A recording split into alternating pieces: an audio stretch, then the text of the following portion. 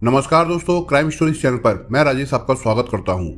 दोस्तों, आज मैं आपको अपराध की जिस वारदात के बारे में बताने जा रहा हूं, वो वारदात गोरखपुर उत्तर प्रदेश में हुई थी। तो चलिए दोस्तों, जानते हैं कि कब और कैसे हुई थी ये वारदात।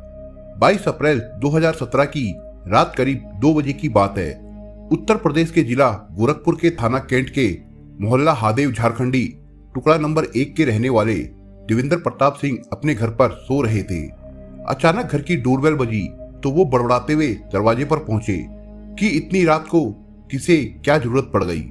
चश्मा ठीक करते हुए उन्होंने दरवाजा खोला तो बाहर पुलिस वालों को देखकर उन्होंने हैरानी से पूछा, जी बताइए क्या बात है। माफ कीजिए भाई साहब, बात ही कुछ ऐसी थी कि मुझे आपको तकलीफ देनी पड़ी। सामने खड़े थाना कैंट के इंस्पेक्टर ओम हरि वाजपेयी ने कहा, जी बताएं क्या बात है। देवेंद्र प्रताप ने पूछा, आपकी बहू और बेटा कहाँ है? ऊपर अपने कमरे में पोते के साथ सो रहे हैं, देवेंद्र प्रताप सिंह ने जवाब दिया। अब तक परिवार के बाकी लोग भी नीचे आ गए थे, लेकिन ना तो देवेंद्र का बेटा विवेक आया था और ना ही बहू सुषमा। इंस्पेक्टर ओम हरि ने थोड़ा तल्लखी से कहा, आपको पता भी है आपके बेटे विवेक प्रताप की हत्या कर दी गई है? क्या आप ये क्या कह रहे हैं इंस्पेक्टर साहब? देव प्रताप सिंह ने लगभग चीखते हुए कहा, वो हम सबके साथ रात का खाना खाकर पत्नी और बेटे के साथ ऊपर वाले कमरे में सोने गया था। अब आप कह रहे हैं कि उसकी हत्या हो गई है। ऐसा कैसे हो सकता है इंस्पेक्टर साहब? आप जो कह रहे हैं वो भी सही है और मैं जो कह रहा हूँ वो भी सही है। आप जरा अपनी बहू को बुलाएंगे? इंस्पेक्टर ओम हरि वाजपेयी ने कहा। इंस्पेक्टर ओम हरि वाजपेयी की बातों पर देवेंद्र प्रताप सिंह को बिल्कुल यकीन नहीं हुआ था। उन्होंने वहीं से बहू सुषमा को आवाज दी। 3-4 बार बुलाने के बाद ऊपर से सुषमा की आवाज आई। उन्होंने सुषमा को फौरन नीचे आने को कहा। कपड़े संभालती सुषमा नीचे आई तो वहां सबको इस तरह देखकर परेशान हो उठी। उसकी ये परेशानी तब और बढ़ गई जब उसकी नजर पुलिस और उनके साथ खड़े एक युवक पर पड़ी। उस युवक को आगे करके इंस्पेक्टर ओम हरि ने कहा, सुषमा तुम इसे पहचानती हो? उस युवक को सुषमा ने ही नहीं सभी ने पहचान लिया। उसका नाम कामेश्वर सिंह उर्फ डब्लू था। वो सुषमा के मायके का रहने वाला था और अक्सर सुषमा से मिलने आता रहता था। सभी उसे हैरानी से देख रहे थे। सुषमा कुछ नहीं बोली तो इंस्पेक्टर ओम हरि वाजपेयी ने कहा, तुम नहीं पहचान पा रही हो तो चलो मैं ही इसके बारे में बता देता हूँ। ये तुम्हारा प्रेमी डब्लू है। अभी थोड़ी देर पहले ये तुम्हारे पति की हत्या करके सबको मोटरसाइकिल से ठिकाने लगाने के लिए ले जा रहा था। तभी रास्ते में इसे हमारे 2 सिपाही मिल गए। उन्होंने इसे और इसके एक साथी को पकड़ लिया। अब ये कह रहे हैं कि पति को मरवाने में तुम भी शामिल थी। ओम हरि वाजपेयी की बातों पर देवेंद्र प्रताप सिंह को अभी भी विश्वास नहीं हुआ था। वो तेज तेज कदमों से सीढ़ियां चढ़कर बेटे के कमरे में पहुंचे। बेड के एक कोने में 5 साल का आयुष डरा सहमा बैठा था। दादा को देखकर वो झट से उठा और उनके सीने से जा चिपका। वो जिस बेटे को खोजने आए थे वो कमरे में नहीं था। देवेंद्र पोते को लेकर नीचे आ गए। अब साफ हो गया था कि विवेक के साथ अनहोनी घट चुकी थी। हैरानी की बात यह थी कि विवेक के कमरे के बगल वाले कमरे में उसके चाचा कृष्ण प्रताप सिंह और चाची दुर्गा सिंह सोई थी। हत्या कब और कैसे हुई उन्हें पता ही नहीं चला था। सभी ये सोचकर हैरान थे कि घर में सबके रहते हुए सुषमा ने इतनी बड़ी घटना को कैसे अंजाम दे दिया। सोचने वाली बात यह थी कि इतना सब होने के बावजूद सुषमा के चेहरे पर जरा भी शिकन नहीं थी। सुषमा की खामोशी से साफ हो गया था कि ये सब उसकी मर्जी से हुआ था। उसके पास अब अपना अपराध स्वीकार करने के अलावा कोई दूसरा उपाय नहीं बचा था। उसने घर वालों के सामने अपना अपराध स्वीकार कर लिया। सच्चाई जानकर घर में कोहराम मच गया। देवेंद्र प्रताप सिंह के घर से अचानक रोने की आवाजें सुनकर पड़ोसी उनके यहाँ पहुंचे तो विवेक की हत्या के बारे में सुनकर हैरान रह गए। उनकी हैरानी तब और बढ़ गई जब उन्हें पता चला कि ये काम विवेक की पत्नी सुषमा ने ही कराया था। पुलिस सुषमा को साथ लेकर थाना कैंट आ गई। कामेश्वर सिंह उर्फ डब्लू और उसके एक साथी राधेश्याम पकड़े जा चुके थे। पता चला कि उसके 2 साथी अनिल मौर्य और सुनील भागने में कामयाब हो गए थे। ओम हरि वाजपेयी ने रात होने की वजह से सुषमा सिंह को महिला थाने भिजवा दिया। रात में कामेश्वर सिंह उर्फ डब्लू और उसके साथी राधेश्याम मौर्य से पुलिस ने पूछताछ शुरू की। दोनों ने अपना अपराध स्वीकार कर लिया था।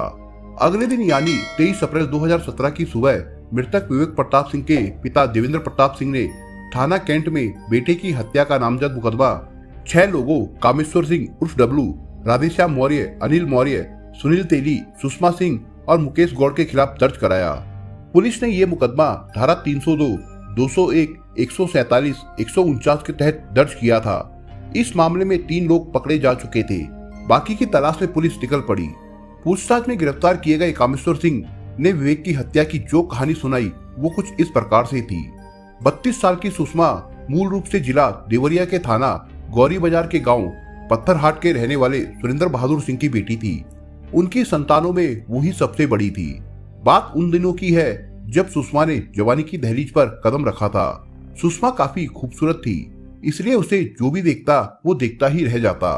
उसके चाहने वालों की संख्या तो बहुत थी, लेकिन वो किसी के दिल की रानी बन नहीं पाई थी। इस मामले में अगर किसी का भाग्य जागा तो वो था डब्लू। 32 साल का कामेश्वर सिंह उर्फ डब्लू उसी गांव के रहने वाले दीप नारायण सिंह का बेटा था। उनकी गांव में तूती बोलती थी। गांव का कोई भी आदमी दीप नारायण से कोई संबंध नहीं रखता था। उसके किसी कामकाज में भी कोई नहीं आता जाता था। डब्लू 18-19 साल का था, तभी वो भी पिता के नक्शे कदम पर चल निकला था। वो भी अपने सामने किसी को कुछ नहीं समझता था। पुलिस सूत्रों के अनुसार कामेश्वर सिंह उर्फ डब्लू इंटर तक ही पढ़ पाया था। इसके बाद वो अपराध में डूब गया। जल्दी ही आसपास के नहीं पूरे जिले के लोग उससे खौफ खाने लगे थे। डब्लू का बड़ा भाई पुलिस विभाग में सिपाही था। वो शराब पीने का आदी था, इसलिए उसे नौकरी से बर्खास्त कर दिया गया था। सन 2010 में गांव के बाहर एक तालाब में पुलिस वर्दी में बबलू का शव तैरता मिला था। लोगों का कहना था कि शराब के नशे में वो डूबकर मर गया था, लेकिन डब्लू और उसके घर वालों का मानना था कि उसकी हत्या की गई थी। ये हत्या किसी और ने नहीं, गांव के ही उसके विरोधी रमेश सिंह ने की थी। लेकिन ये बात उन लोगों ने रमेश सिंह से ही नहीं, गांव के भी किसी आदमी से नहीं कही थी। इसकी वजह ये थी कि डब्लू को रमेश सिंह से भाई की मौत का बदला लेना था। इसके लिए उसने रमेश सिंह से दोस्ती गांठ ली। फिर एक दिन गांव के पास ही वो रमेश सिंह के साथ शराब पीने बैठा। उसने जानबूझकर रमेश सिंह को खूब शराब पिलाई। जब रमेश सिंह नशे में बेकाबू हो गया तो डब्लू ने हंसिए से उसका गला धड़ से अलग कर दिया। इसके बाद रमेश सिंह का कटा सिर लिए वो माँ के पास पहुंचा और सिर उनके सामने करके बोला, देखो माँ, यही भैया का हत्यारा था। आज मैंने इसके किए की सजा इसे दे दी है। इसे वहीं भेज दिया है जहाँ इसे बहुत पहले पहुंच जाना चाहिए था। ये सन 2011 की बात है। इसके बाद रमेश सिंह का कटा सिर लिए डब्लू पूरे गांव में घूमा। डब्लू के दुस्साहस को देखकर गांव में दहशत फैल गई। पुलिस उस तक पहुंच पाती उससे पहले ही वो रमेश सिंह का सिर फेंककर वहां से फरार हो गया। लेकिन पुलिस के चंगुल से वो ज्यादा समय तक नहीं बच पाया। पुलिस ने उसे गिरफ्तार करके जेल भेज दिया था। जमानत पर जेल से बाहर आने के बाद डब्लू को लगा कि गांव के ही रहने वाले रमेश सिंह के करीबी पूर्व ग्राम प्रधान शातिर बदमाश अरुण सिंह उसकी हत्या करवा सकते हैं। फिर क्या था, वो उन्हें ठिकाने लगाने की योजना बनाने लगा। 25 अप्रैल 2013 को किसी काम से अरुण सिंह अपनी मोटरसाइकिल से कहीं जा रहे थे। तभी माचिया चौराहे पर घात लगाकर बैठे डब्लू ने गोलियों से उन्हें भून डाला। घटना स्थल पर ही उनकी मौत हो गई। उस समय तो वो फरार हो गया था, लेकिन बाद में पुलिस ने उसे गिरफ्तार करके जेल भेज दिया था। ये बात उस समय की है जब सुषमा कॉलेज में पढ़ रही थी। चूंकि ये दोनों एक ही गांव के रहने वाले थे, इसलिए कॉलेज आते जाते अक्सर दोनों की मुलाकात हो जाती थी। सुषमा खूबसूरत तो थी ही, डब्लू भी कम स्मार्ट नहीं था। साथ आने जाने में ही दोनों में प्यार हो गया। सुषमा डब्लू के आपराधिक कारनामों के बारे में जानती थी, इसके बावजूद उससे प्यार करने लगी। सुषमा और डब्लू की प्रेम कहानी जल्द ही गांव वालों के कानों तक पहुंच गई। फिर तो उसकी जानकारी सुरेंद्र बहादुर सिंह को भी हो गई। बेटी की इस करतूत से पिता का सिर शर्म से झुक गया। उन्होंने सुषमा को डब्लू से मिलने के लिए मना तो किया ही, साथ ही उसके घर से निकलने पर भी पाबंदी लगा दी। इसका नतीजा ये निकला कि एक दिन वो माँ बाप की आंखों में धूल झोंककर डब्लू के साथ भाग गई। इसके बाद दोनों ने मंदिर में शादी कर ली। ये 7-8 साल पहले की बात है। सुषमा के भाग जाने से सुरेंद्र बहादुर सिंह की काफी बदनामी हुई। डब्लू आपराधिक प्रवृत्ति का था, इसलिए वो उसका कुछ भी कर नहीं सकते थे। फिर भी उन्होंने पुलिस के साथ साथ बिरादरी की मदद ली। पुलिस और बिरादरी के दबाव में डब्लू ने सुषमा को उसके घर वापस भेज दिया। सुषमा के घर वापस आने के बाद सुरेंद्र बहादुर सिंह ने उसके घर से बाहर जाने पर सख्त पाबंदी लगा दी। संयोग से उसी बीच रमेश सिंह की हत्या के आरोप में डब्लू जेल चला गया, तो सुरेंद्र बहादुर सिंह ने राहत की सांस ली। डब्लू की जो छवि बन चुकी थी, उससे वो काफी डरे हुए थे। वो जेल चला गया तो उन्होंने इस मौके का फायदा उठाया और आनंद फानन में सुषमा की शादी गोरखपुर के रहने वाले संपन्न और सभ्य देवेंद्र प्रताप सिंह के बेटे विवेक प्रताप सिंह उर्फ विक्की से कर दी। ये शादी इतनी जल्दी में हुई थी कि देवेंद्र प्रताप सिंह बहू के बारे में कुछ पता नहीं कर सके। जेल में बंद डब्लू को जब सुषमा की शादी के बारे में पता चला तो वो सुरेंद्र बहादुर सिंह पर बहुत नाराज हुआ, लेकिन वो सुषमा के पिता थे, इसलिए वो उन्हें कोई नुकसान नहीं पहुंचाना चाहता था। पर उसने ये जरूर तय कर लिया था कि वो सुषमा को खुद से अलग नहीं होने देगा। इसके लिए उसे कुछ भी करना पड़े वो करेगा। सुषमा ने भले ही विवेक से शादी कर ली थी, लेकिन उसका तन और मन डब्लू को ही समर्पित था। हर घड़ी वो उसी के बारे में सोचती रहती थी। जल्द ही वो विवेक के बेटे आयुष की मां बन गई। जनवरी 2013 में जब डब्लू जमानत पर जेल से बाहर आया तो सुषमा से मिलने गोरखपुर स्थित उसकी ससुराल पहुंच गया। डब्लू को देखकर सुषमा बहुत खुश हुई। उसका प्यार उसके लिए फिर जाग उठा। इसके बाद वे किसी न किसी बहाने एक दूसरे से मिलने लगे। फोन पर तो बातें होती ही रहती थी। इसी बीच 25 अप्रैल 2013 को डब्लू ने पूर्व प्रधान अरुण सिंह की हत्या कर दी तो वो एक बार फिर से जेल चला गया। इस बार वो 5 सालों बाद 18 मार्च 2017 को जेल से बाहर आया तो एक बार फिर उसका सुषमा से मिलना जुलना शुरू हो गया। डब्लू बार बार सुषमा से मिलने आने लगा तो विवेक प्रताप सिंह को पत्नी के चरित्र पर संदेह हो गया। इसके बाद पति पत्नी में अक्सर झगड़ा होने लगा। वो डब्लू को अपने यहाँ आने से मना करने लगा, लेकिन सुषमा उसकी एक नहीं सुनती थी। पत्नी के इस व्यवहार से विवेक काफी परेशान रहने लगा। रोज रोज के झगड़ों से बेटा भी परेशान रहता था। डब्लू को लेकर पति पत्नी में संबंध काफी बिगड़ गए। दोनों के बीच मारपीट भी होने लगी। सुषमा विवेक की कोई बात नहीं मानती थी। रोज रोज के झगड़े से परेशान विवेक अपने दुख को किसी से न कहकर फेसबुक पर पोस्ट किया करता था। दूसरी ओर सुषमा भी पति से अब ऊब चुकी थी। अब वो उससे छुटकारा पाने के बारे में सोचने लगी थी। जब उसने ये बात डब्लू से कही तो उसने आश्वासन दिया कि उसे चिंता करने की जरूरत नहीं है, वो जब चाहेगा उसे विवेक से छुटकारा दिलवा देगा। उसके बाद दोनों एक साथ रहेंगे। डब्लू के लिए किसी की जान लेना मुश्किल काम नहीं था। सुषमा के कहने के बाद वो विवेक की हत्या की योजना बनाने लगा। सुषमा भी योजना में शामिल थी। दोनों विवेक की हत्या इस तरह करना चाहते थे कि उनका काम भी हो जाए और उनका बाल भी बांका ना हो, यानी वे पकड़े भी ना जाए। वे विवेक की हत्या को एक्सीडेंट दिखाना चाहते थे। इसके लिए डब्लू ने टाटा सफारी कार की व्यवस्था कर ली थी। वो कार उसके पिता की थी। इसके बाद वे घटना को अंजाम देने का मौका तलाशने लगे।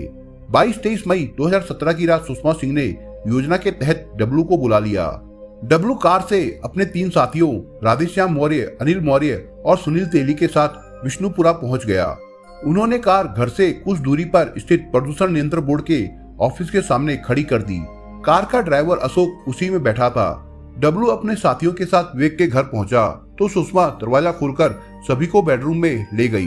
बेड पर विवेक बेटे के साथ सो रहा था। विवेक की हत्या के लिए सुषमा ने एक ईंट पहले से ही लाकर कमरे में रख ली थी। कमरे में पहुंचते ही डब्लू ने विवेक का गला दबोच लिया।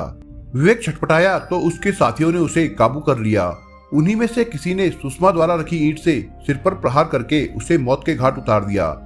धक्का मुक्की और छीना झपटी में पिता के बगल में सो रहे आयुष की आंखें खुल गई। उसने देखा कि कुछ लोग उसके पापा को पकड़े हैं तो वो चिल्ला उठा। उसके चीखने पर सब डर गए। डब्लू ने उसे डांटा तो उसकी आवाज गले में ही फंसकर रह गई। इसके बाद वो आंखें मूंद कर लेट गया। एक बार सभी ने विवेक को हिला डुला कर देखा। जब उसके शरीर में कोई हरकत नहीं हुई तो सब समझ गए कि वो मर चुका है। इसके बाद उन्होंने सब उठाया और ऊपर से ही नीचे फेंक दिया। फिर दबे पांव सीढ़ी से नीचे आ गए। डब्लू ने बरामदे में खड़ी विवेक की मोटरसाइकिल निकाली और खुद चलाने के लिए बैठ गया, जबकि राधेश्याम विवेक के शव को लेकर इस तरह बैठ गया जैसे वो बीच में बैठा है। बाकी के उसके 2 साथी पैदल ही कार के पास चल पड़े, लेकिन जब वो कार के पास पहुंचे तो कार वहां नहीं थी। सभी परेशान हो उठे। दरअसल हुआ ये था कि उनके जाने के कुछ ही देर बाद गश्त करते हुए 2 सिपाही वहां आ पहुंचे थे। उन्होंने आधी रात को कार खड़ी देखी तो ड्राइवर अशोक से पूछताछ करने लगे। घबराकर ड्राइवर अशोक कार लेकर भाग गया। ड्राइवर डब्लू को फोन करता रहा, लेकिन फोन बंद होने की वजह से बात नहीं हो पाई। डब्लू के आने पर वहां कार नहीं मिली तो उसे चिंता हुई। वो ड्राइवर को फोन करने ही जा रहा था कि पुलिस चौकी रामगढ़ ताल के 2 सिपाही वहां पहुंच गए। उन्होंने उससे पूछताछ शुरू की तो वो सही जवाब नहीं दे सके। सिपाहियों ने थाना कैंट फोन करके थाना प्रभारी ओम हरि वाजपेयी को इसकी सूचना दे दी। ओम हरि वाजपेयी मौके पर पहुंचे तो उन्हें मामला संदिग्ध लगा। उन्होंने बीच में बैठे विवेक को हिला डुला कर देखा तो पता चला कि वो तो शव है। डब्लू और राधेश्याम से सख्ती से पूछताछ की गई तो विवेक की हत्या का राज खुल गया। दूसरी ओर जब सभी विवेक के शव को लेकर चले गए तो सुषमा कमरे में फैला खून साफ करने लगी। उसने जल्दी से चादर और तकिए भी बदल दिए थे। उसने सबूत मिटाने की पूरी कोशिश की थी। तब शायद उसे पता नहीं था कि उसने जो किया है उसका राज तुरंत ही खुलने वाला है। आयुष अपने पापा विवेक प्रताप सिंह की हत्या का चश्मदीद गवाह है। उसने पुलिस को बताया कि जब अंकल लोग उसके पापा को पकड़े हुए थे तो वो चीखा था। तब एक अंकल ने उसका मुंह दबाकर डांट दिया था। उन लोगों ने पापा का गला तो दबाया ही, उन्हें ईंट से भी मारा था। वे पापा को लेकर चले गए तो मम्मी कमरे में फैला खून साफ करने लगी थी। वे उसे भी मारना चाहते थे। तब मम्मी ने एक अंकल से कहा था, ये तो तुम्हारा ही बेटा है, इसे मत मारो। इसके बाद अंकल ने उसे छोड़ दिया था। विवेक के शव को उसकी मोटरसाइकिल से इसलिए ला रहे थे ताकि उसे सड़क पर उसकी मोटरसाइकिल सहित कहीं फेंककर यह दिखाया जा सके कि उसकी मौत सड़क दुर्घटना में हुई है। पुलिस ने अनिल और सुनील को गिरफ्तार कर लिया था। टाटा सफारी कार बरामद हो चुकी है। पुलिस ने विवेक की हत्या में प्रयुक्त खून से सनी ईंट, खून सने कपड़े आदि भी बरामद कर लिए थे। विवेक की मोटरसाइकिल तो पहले ही बरामद हो चुकी थी। सारी बरामदगी के बाद पुलिस ने अदालत में सभी को पेश किया, जहां से उन्हें जेल भेज दिया गया था। सुषमा को पति की हत्या का जरा भी अफसोस नहीं है। वो जेल से बाहर आने के बाद अब भी अपने प्रेमी डब्लू के साथ जीवन बिताने के सपने देख रही है। दोस्तों, आप अगर चैनल पर नए हो तो आप चैनल को सब्सक्राइब करने के साथ कमेंट बॉक्स में इस कहानी के बारे में अपने विचार जरूर लिखिएगा। मिलता हूं एक नई कहानी के साथ, तब तक के लिए अपना ख्याल रखिएगा। धन्यवाद।